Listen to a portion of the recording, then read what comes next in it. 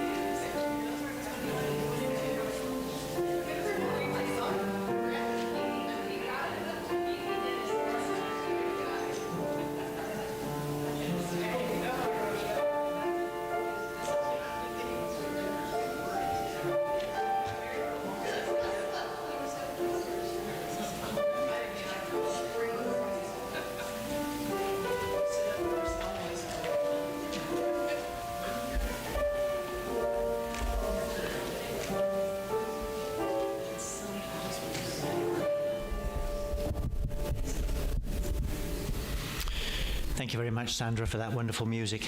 Good morning, everyone. Good morning. My name is Chris Edkins, and I will be your worship associate for today. Welcome to Westside Unitarian Universalist Church. We are a church where you don't have to believe anything in particular to attend here or to be a member. We gather together to support each other and the wider community, and to explore those questions like, what's the purpose of life? And we each bring our own take on that to the community and discuss those with each other so that we can come to our own conclusions and find comfort in the shared search for meaning. So welcome to you if you're here in person today. We're really glad to have you with us. And if you're out there in the cloud listening to this this Sunday morning, we welcome you as well. You are just as much a part of this community as those who are here with us in person. And to those who are listening to this service weeks, months, years from now, we also welcome you and say we hope you get something from this gathering today and from the things that are spoken here that will be uplift your soul. So we have announcements in our order of service, some of which I will draw your attention to. And if you're out there in the cloud, you know, those things will have appeared up on the screen at some point. So today is one of the days which we have our anti-racist workshop. So if you are attending those and would like to stay after the service, you're welcome to do that. And we got a couple of other little things that are going on. We got the Death Cafe. This is something that one of our members, Laurie Allian, runs, where you can come. We don't often talk about the end-of-life matters in our society. It's kind of like a bit of a taboo subject. Nobody wants to hear about it or talk about it or be prepared for it. I know that that applies to me as well. So if that's something you would like to come and have a discussion about, have it be demystified, find out what it's all about and and what you can do to be prepared, and also to kind of have a little bit of I don't know, bring it into your awareness and become okay with this idea that, we come into this world and we also pass out of it. Then that is something for you. We have a day of meditation coming up on July 12th, Calm and Abiding Meditation, a one-day urban retreat at Westside, Saturday, July 12th. It starts at 10 a.m. So it's not a Westside sponsored event, but it's a rental that's going on here, and it's something that you might like to attend. The donation is $50 for that, so put that on your calendars if you think that would be something you would want to come and do. So now I'm going to bring us into the time where we come into our sacred... Oh, you have another announcement? Come up and give it, Suzanne. Hi, realized I better do this. 2 weeks from today is our Pride celebration. And those of us who are planning it are going to be meeting, at least virtually, on Thursday at 7:30. So if you are interested, talk to me or talk to Ellen or just show up at 7:30. We have traditionally had a lot of fun with this, and we haven't done much planning at this point, so if you want to help us, that could be good. Thank you, Suzanne. Any other announcements that anybody wants to make that I don't know about? Okay, then let's transition our service into this sacred space. I will invite our singing bowl to sound, and settle yourself comfortably into your chairs and take a breath and just let go of all those cares of the world. Leave them outside the door for now as we come into this sacred time.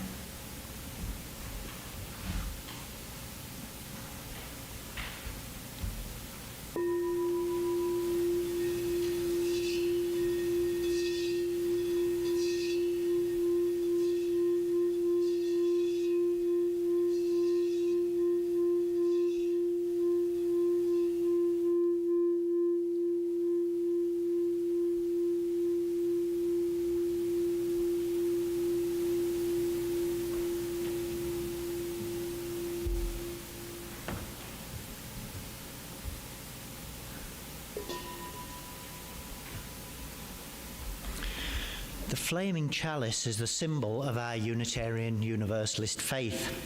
And the beginning of each service, we light our chalice to symbolize the light of intellect that comes from the flame and the emotion of the heart that is the water that the chalice contains, and the union of those two things, heart and mind. And today's reading, the words that we have, is number 419 from our hymnal, the opening words. Look to this day, attributed to Kalidasa. Look to this day, for it is life, the very life of life. In its brief course lie all the verities and realities of your existence, the bliss of growth, the glory of action, the splendor of beauty. For yesterday is but a dream, and tomorrow is only a vision. But today, well lived, makes every yesterday a dream of happiness, and every tomorrow a vision of hope. Look well, therefore, to this day.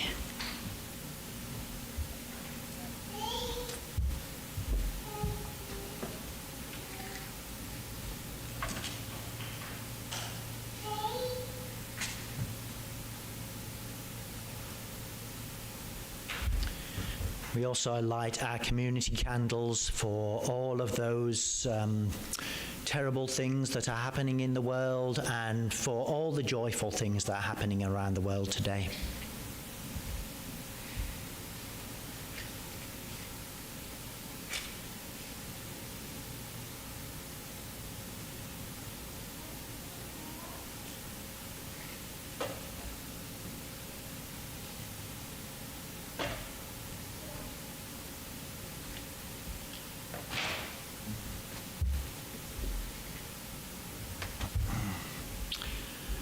So we're going to have a song now, and I think Reverend Gibson would like to introduce the song and let us know a little about it.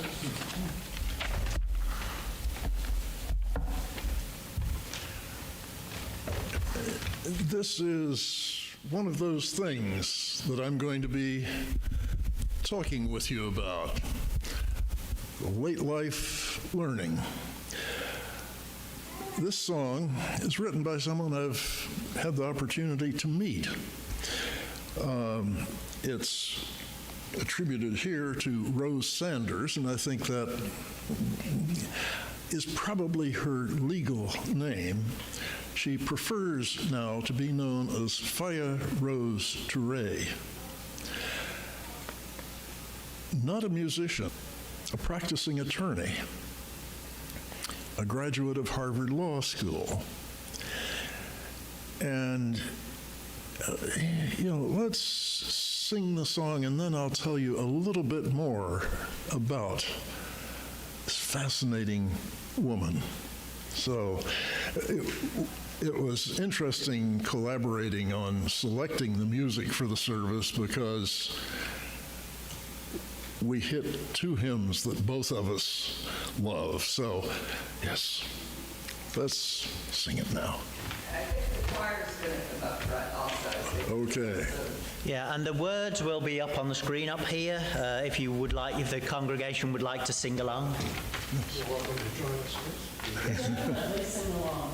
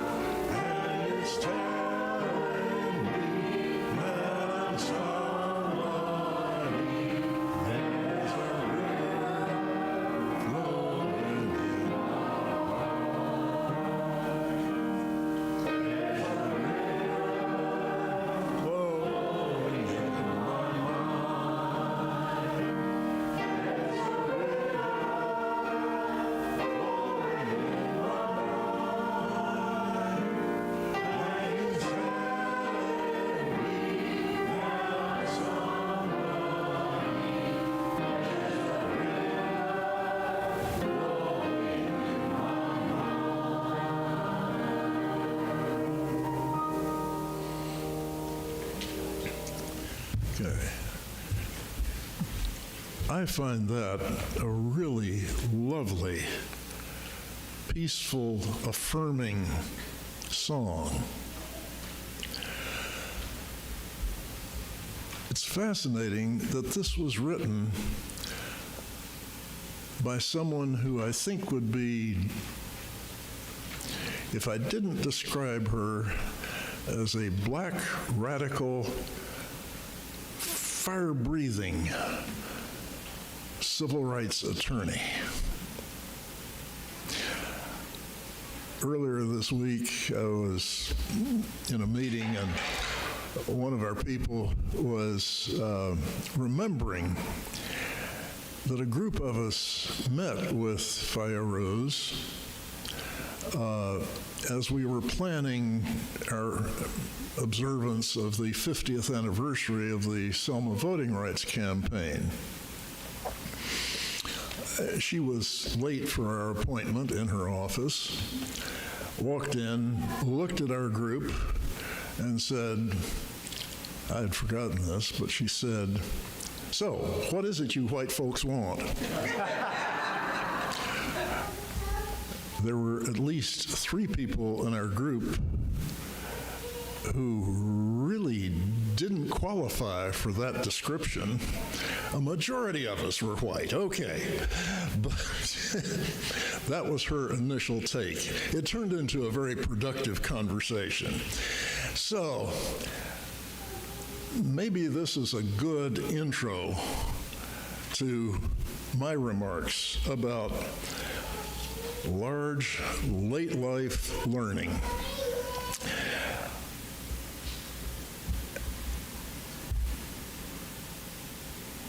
I am a civil rights veteran. There's a from 60 years ago in Selma, Alabama. I had just been released from jail, 7 days of a 5-day jail sentence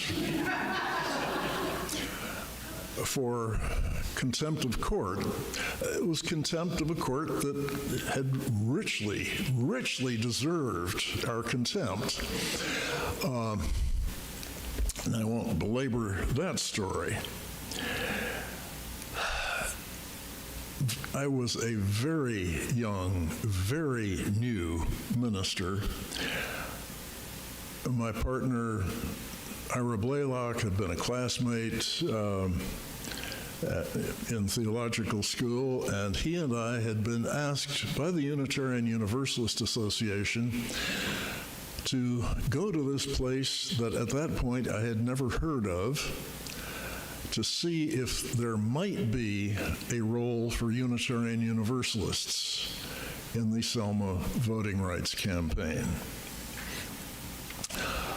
So, I had been told, observe and report back. I went with an observer mentality. It took me most of our first week there to get over that, to realize that observing was a cop-out. Local folks taking part in this work were not observing. They were risking their jobs, their homes, their families' livelihood. So I took part in a demonstration at the courthouse. Actually, Ira had taken part in one the previous Friday and was arrested and released on personal recognizance. And I thought, okay, this is not a big deal. They're doing catch and release. I guess the jail is full. Wrongo.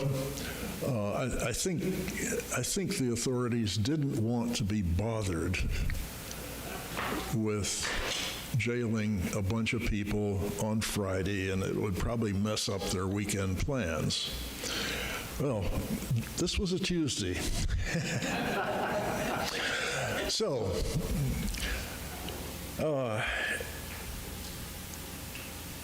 it was a life-altering experience. It changed choices that I made from then on. For example, in 1969, it led to my accepting a call to serve the congregation in Jackson, Mississippi.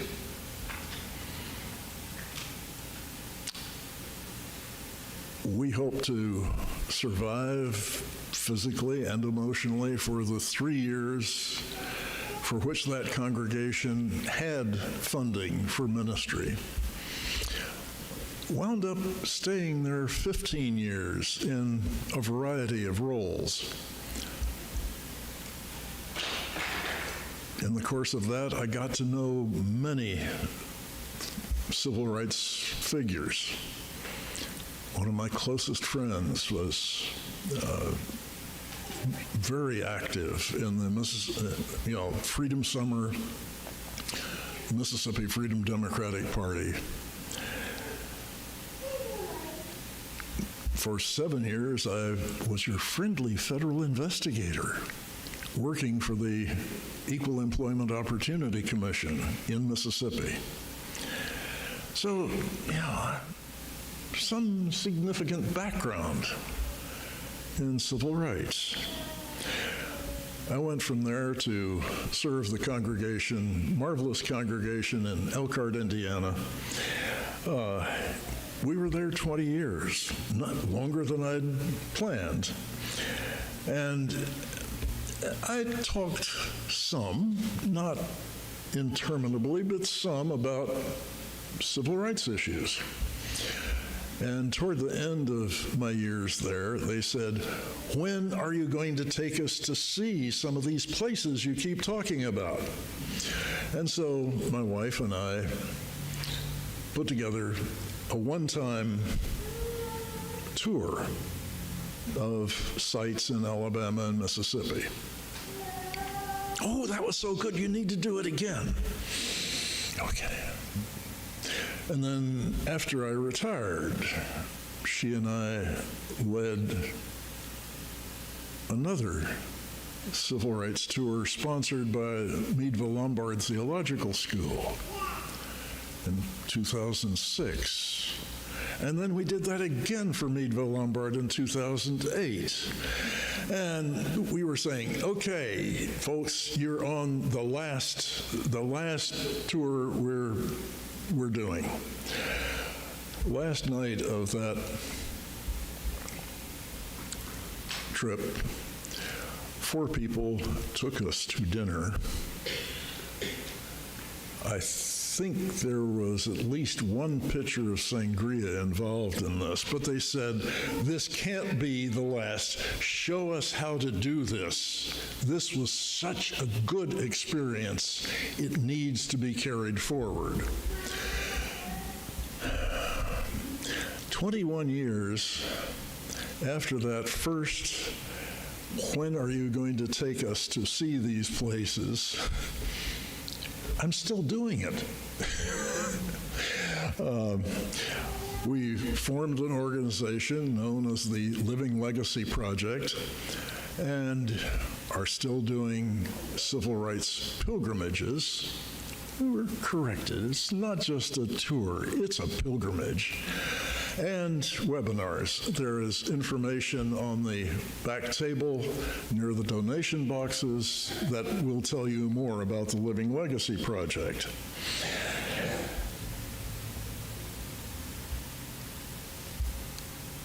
In the course of those 21 years, I have learned a great deal.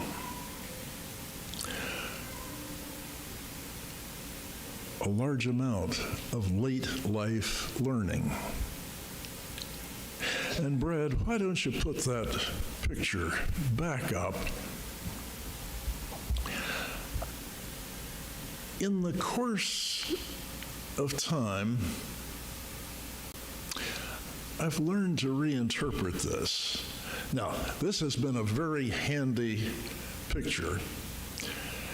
It gives me instant undue credibility. People see this and, "Oh, you knew Dr. King." No, I did not know Dr. King. I met him, shook his hand twice. I think, to be generous, our direct interpersonal contact may have taken as much as 10 minutes in his 39 years of life. We did not know each other. "Oh, you marched with Dr. King." No, we did not march anywhere together. We marched separately at different times and places. But late life learning, I finally got the concepts to explain this picture and the background of it. After Ira and I were released from jail, somebody who had been locked up with us, who was doing public relations for Dr. King's Southern Christian Leadership Conference saw us and said, oh, hey, we need to take you downtown. Dr. King is observing a demonstration at the courthouse, and, we need to take you down there. The Southern Christian Leadership Conference used white support. Was Rabbi Perry Nussbaum. He was an important colleague for me. I arrived in Jackson in August of 1969. In January of 1970, I was nominated to be secretary of the local clergy group.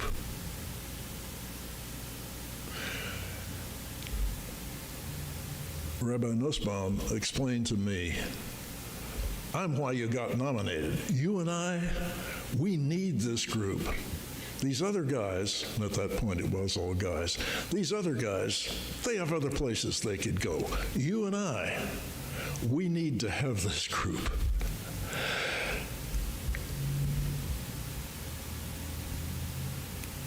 I became aware that the synagogue had been bombed. The new synagogue building, shortly after its construction, was bombed by the Klan. I didn't pick up the details on this. Actually, the synagogue was bombed, the bomb placed in the office area, time to go off when Rabbi Nussbaum typically would have been there. Fortunately, that day, he'd shifted his schedule. And then, having missed him there, they bombed his house. He didn't carry on about this, but it was real. He mentioned in passing that he had served as sort of chaplain to the Freedom Riders. The Freedom Riders, folks who arrived in Jackson on trailways or Greyhound, testing whether the Supreme Court ruling the year before about desegregation of facilities in interstate travel was being enforced, and it wasn't. In Jackson, as they came off the bus, they were arrested, tried, convicted, shipped to Parchman Penitentiary. I assumed that what Perry was telling me was that while they were in the Hinds County Jail, he would go by and, minister to them. And he did tell me that he would offer a service for the Jewish Freedom Riders and start the service by chanting in Hebrew, and predictably the jailers would say, I don't know what that guy's saying, and they'd wander off, and then he could do some different chants. Chris Edkins, your father will send bail money.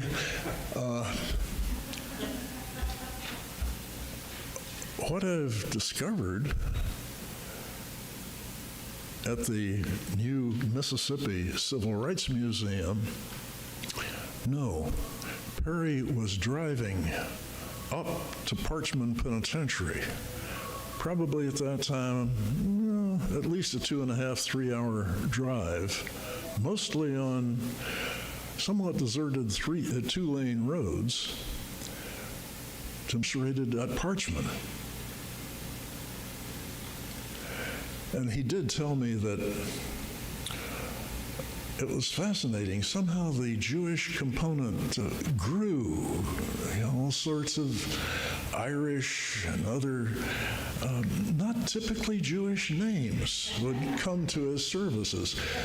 He served as a communications conduit between the Freedom Riders and their families and supporters. I didn't know that.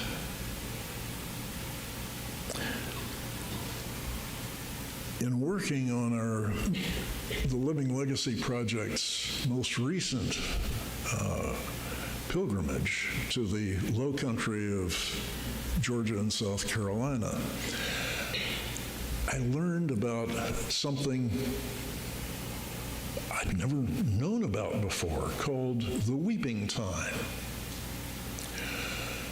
A tragic situation of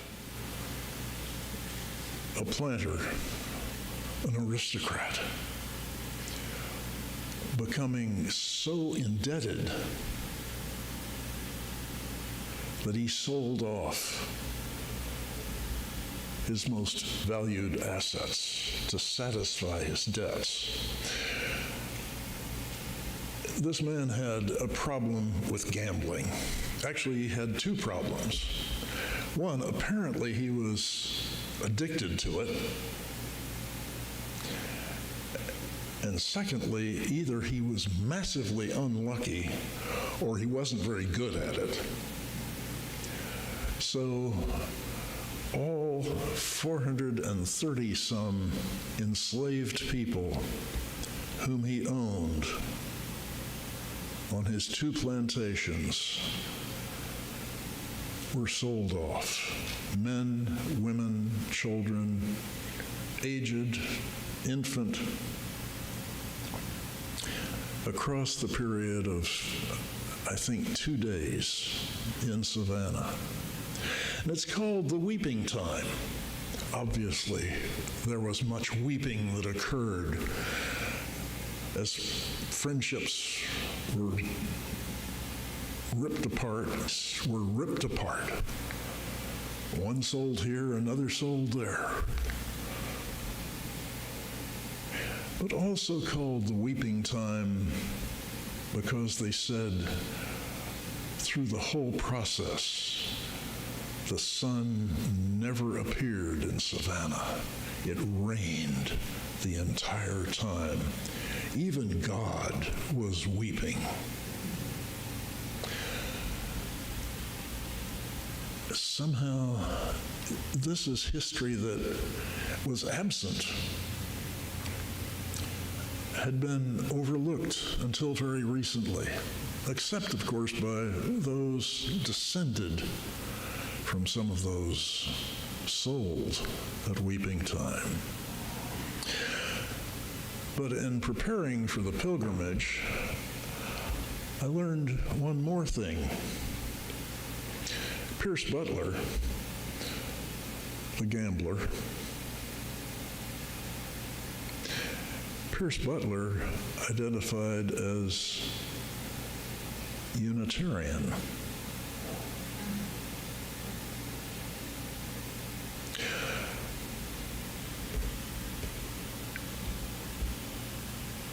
He had been married to another Unitarian, British actress Fanny Kemble. Most of their married life was up in Philadelphia, but she had insisted that she wanted to be with him on a trip down to Georgia to his plantations. She was appalled by what she saw. She attempted to relate to the enslaved people as though they were human, provide them food, clothing that they really didn't have.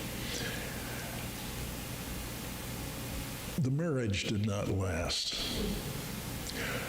She was back in Great Britain when war broke out in America and was finally persuaded to publish her accounts of what it was like on Butler's plantations. That played a role in not supporting the Confederacy. England was very dependent on American cotton from the Confederate States for their mills. But England was also appalled and repulsed by slavery. And Fanny Kemble's account of what it was like on Butler's plantation helped to keep England from siding with the Confederacy. Keep learning.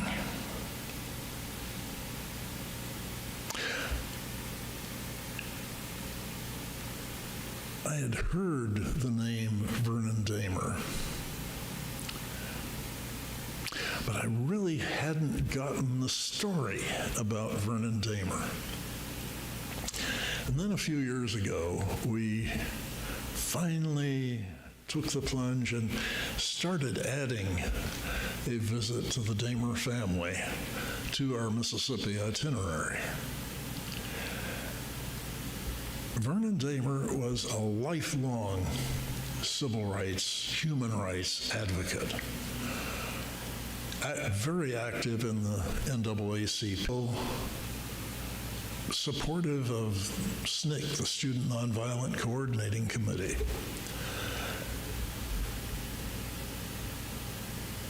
But I hadn't heard the story.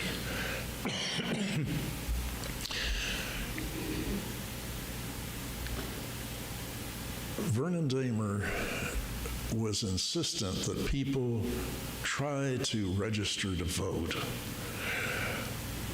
Where he lived in Forest County, Mississippi, Forest County, named for Tennessee's own Nathan Bedford Forrest, founder of the Ku Klux Klan, Forest County, Mississippi, fought back against blacks registering. So notorious that in one of the first federal civil rights suits on voting rights was filed against Forest County.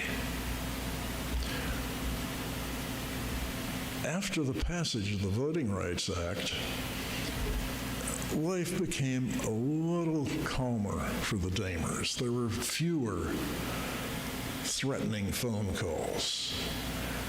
Vernon and his wife Ellie stopped sleeping in shifts, with one of them keeping watch in the front room, a gun at hand, if the Klan followed through on the telephone threats. And then in January of 1966,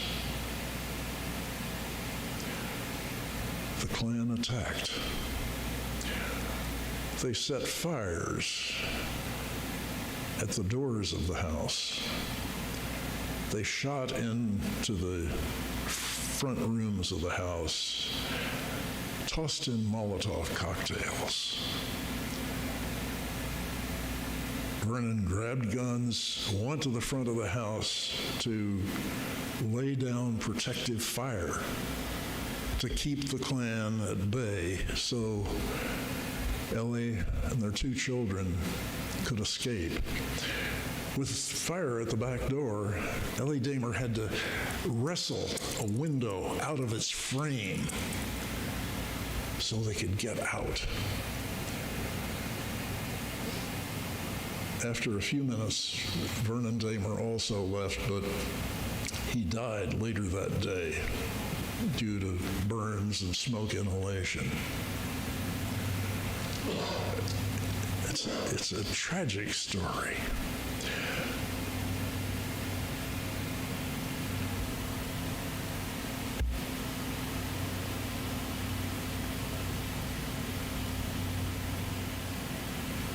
But actually, I find this leads into another learning.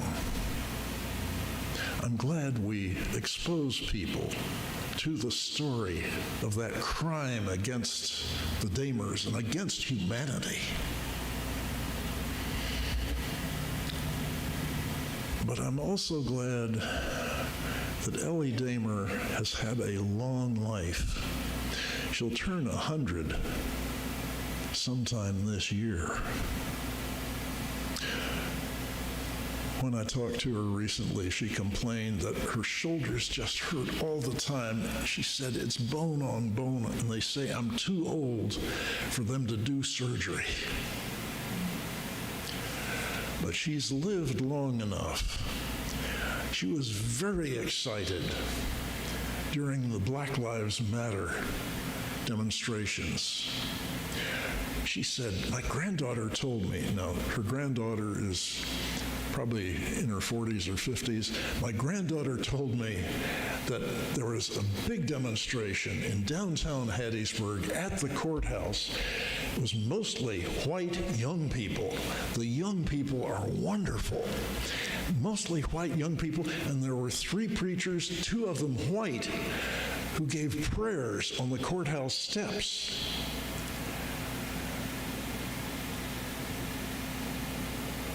Ellie Damer also lived long enough to see Forest County put up a statue of Vernon Damer at the courthouse. She insisted it be on the other side of the courthouse from the Confederate soldier statue.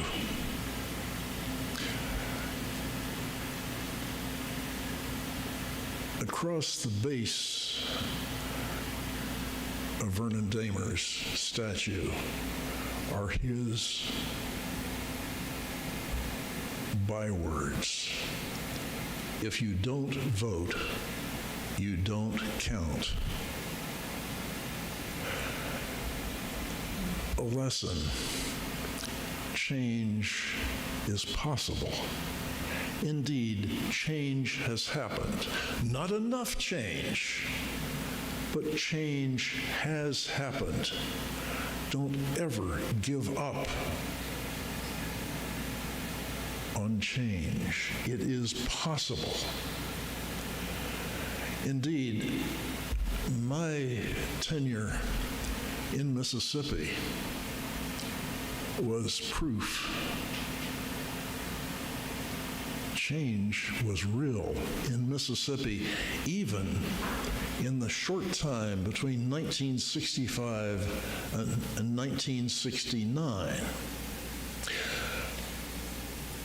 The first minister to serve the Jackson congregation was Donald Thompson. He went to Jackson in 1963.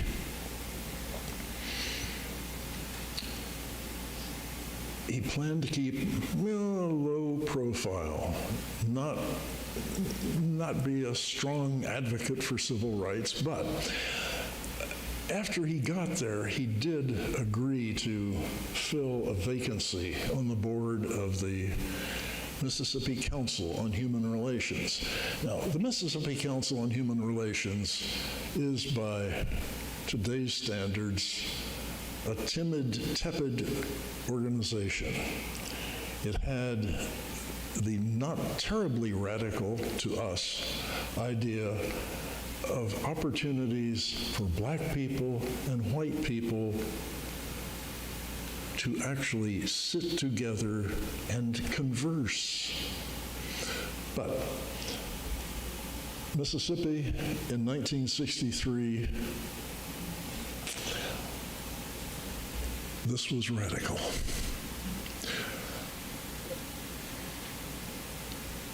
I learned a few years ago that vacancy on the board of the Mississippi Council on Human Relations occurred in June of 1963 when NAACP leader Medgar Evers was assassinated. Don took his seat on that board.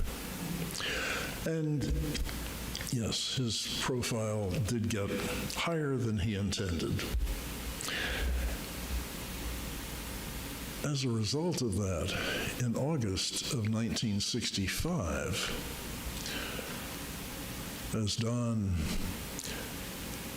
drove home after a church board meeting, a Klan car circled through the apartment house parking lot. and fired at him twice. He survived the attack.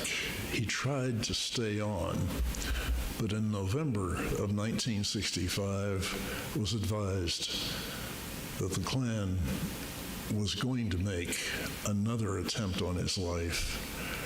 The best advice that the FBI could give him was pack a bag, go directly to the airport, and buy a ticket on the first flight that lands someplace outside, any place outside the state of Mississippi, which is what he did. That was 1965. I was called in 1969 and never experienced anything remotely like that. Change is possible. It takes work by good people, by good organizations, like the Mississippi Council on Human Relations, to make change happen. It doesn't just breeze in. It takes work, hard work.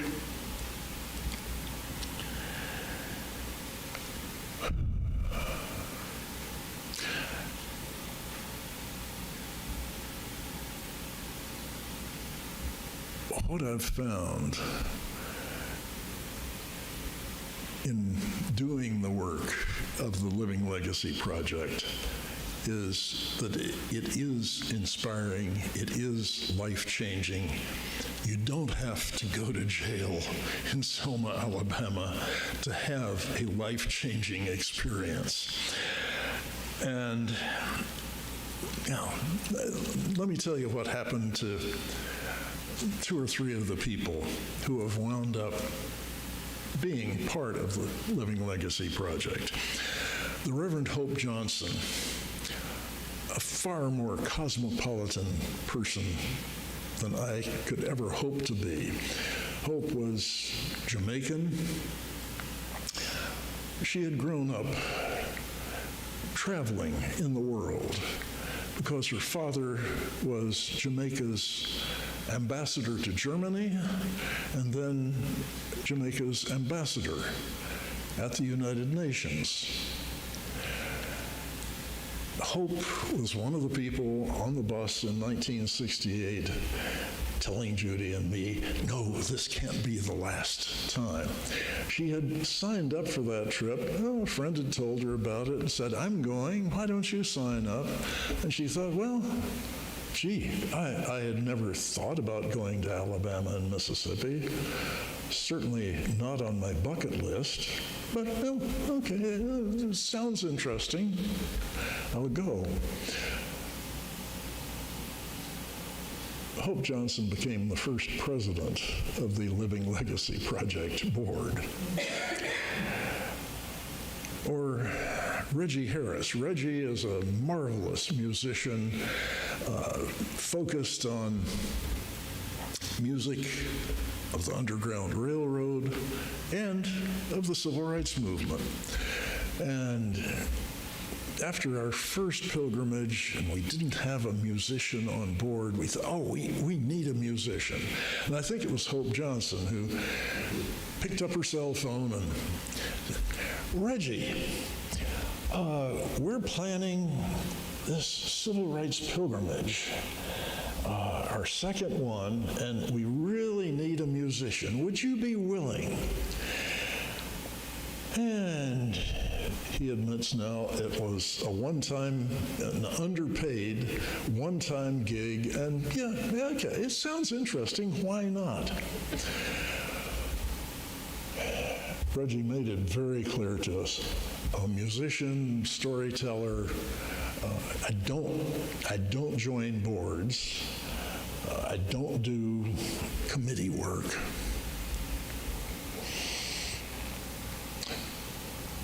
Reggie joined our board. He served, I think it was 4 years as co-president. He has rotated off the board, but he's still on the program planning team, and he is our staff music educator. Yeah. He says, it changed my life. And he's had some other life-changing experiences, like a necessary liver transplant that was just in the nick of time to save his life. But he says, this was life-changing. Or our current president, this started as a very Unitarian Universalist thing. It is now broader than that.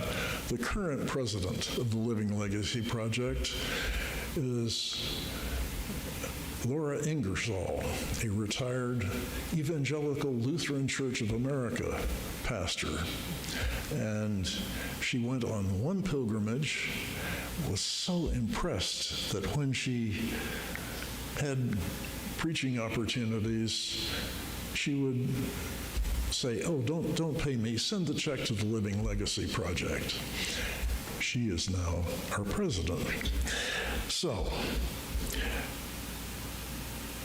even though we are living in a time when there are efforts to silence true history or teach downright false history,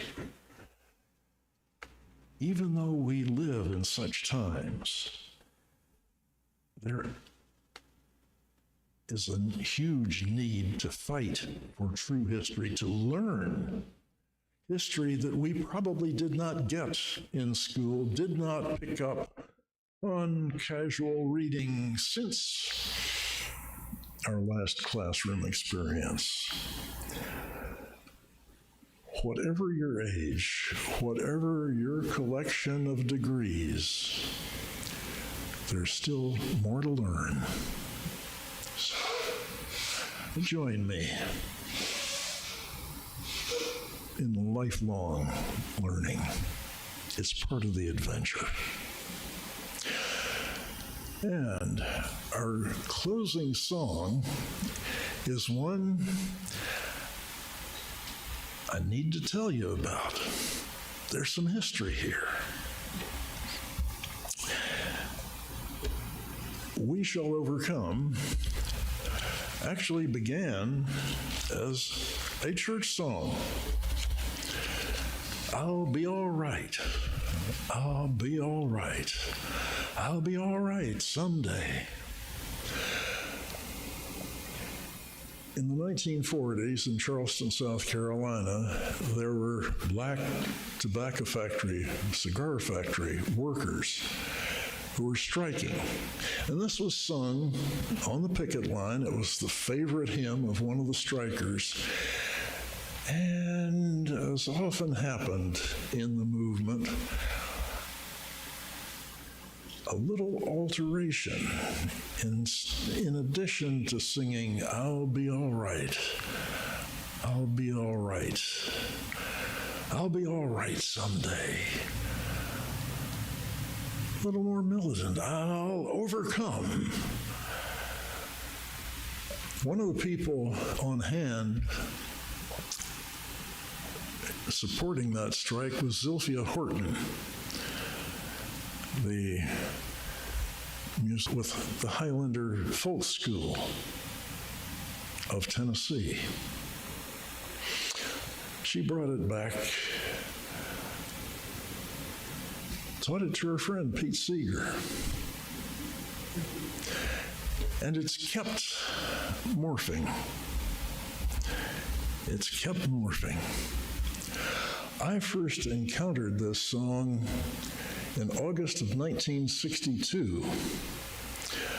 I was one of two Americans driving a group of European college students and young adults on a tour south. We started in New York City and came down through Richmond, Charlotte, Atlanta, Knoxville. In Atlanta, there was a relationship between the Unitarian Universalist congregation and a Black Baptist congregation. they had for a while been holding joint youth group meetings, an opportunity for the children, the youth, the teens of those congregations to get to interact with people of another race. So it was arranged our group would meet with the youth group at this church, and the senior minister met with us and told us what was then going on in Albany, Georgia. And that session closed with the senior minister leading us into this song I had never heard or sung before. So,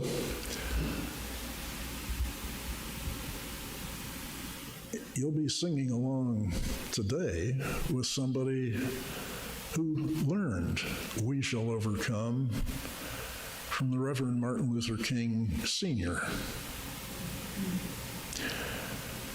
And there's a little addendum from that Low Country pilgrimage.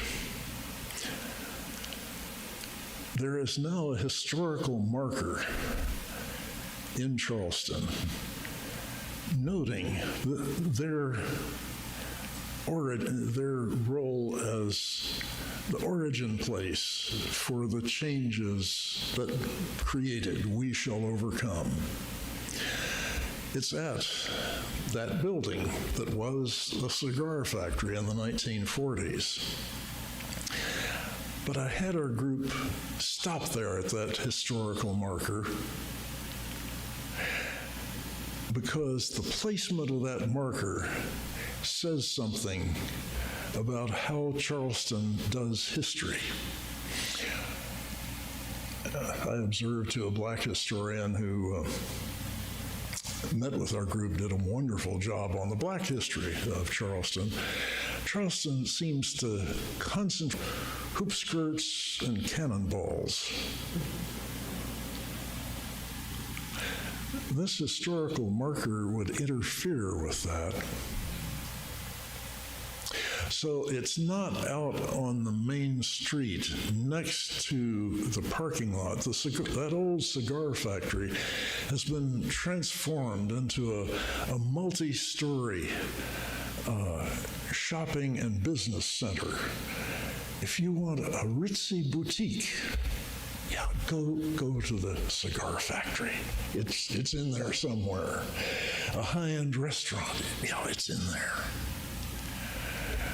The historical marker is back on the back street, not in the cigar factory parking lot where people might have to see it. But we know the song, so let's sing it.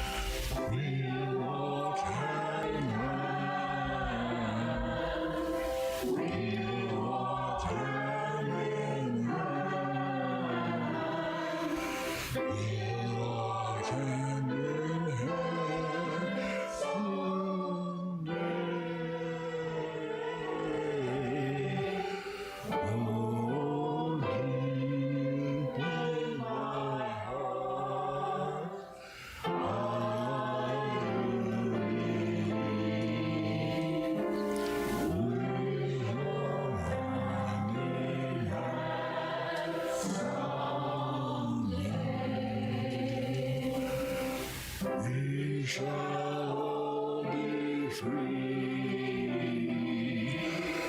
We shall all be free. We shall all be free someday.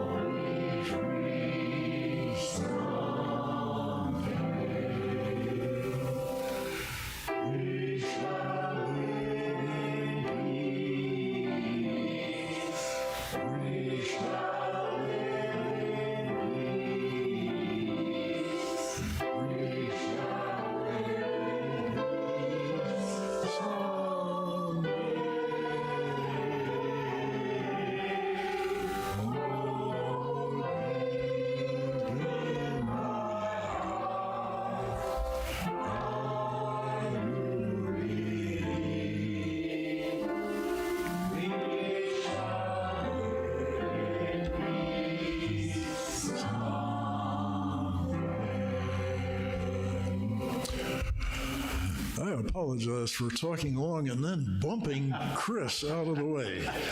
So, Chris, I'd like to squeeze in an announcement. Okay, go ahead, Judy. Okay. So I'm Judy Winchester, and I want to tell you about a book that ties in with what we've been hearing today. I bought this book from the Bottom Bookshop, which you all know about.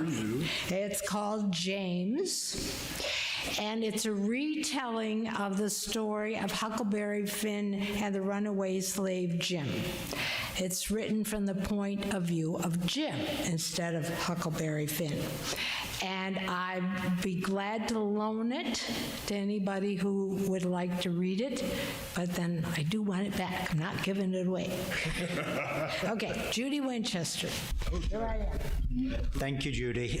Before we go into our benediction, I would just like to mention justice and generosity opportunities. Our Share the Plate partner for this quarter is Knoxville Pride. We have our boxes at the back. We don't pass the plate anymore, but if you have cash that you want to put in the box, or if you don't use cash anymore, there's QR codes on there so that you can donate through electronic methods. Or if you're joining us on YouTube, you can find us on our website and donate that way. So thank you for supporting this church and the wider community. And it is our tradition here at Westside that we stand, and if you wish to join hands for the benediction, then you may join hands, but you don't have to. You can hold your own hand if you do not wish to hold somebody else's. So, yes. Yes. I will say this for our closing words. As Reverend Gordon Gibson said to us today, change is possible. I would invite you to go out into your community and think about and enact something that will change this world for the better in whichever way you feel most suits your spiritual path, your personality, and your purpose in life. Please go in peace and be an agent of change in this world. And a round of applause for Gordon Reverend Gibson for his lifelong dedication to the cause. Thank you, Gordon. Thank you. Pleasure to be back here with you.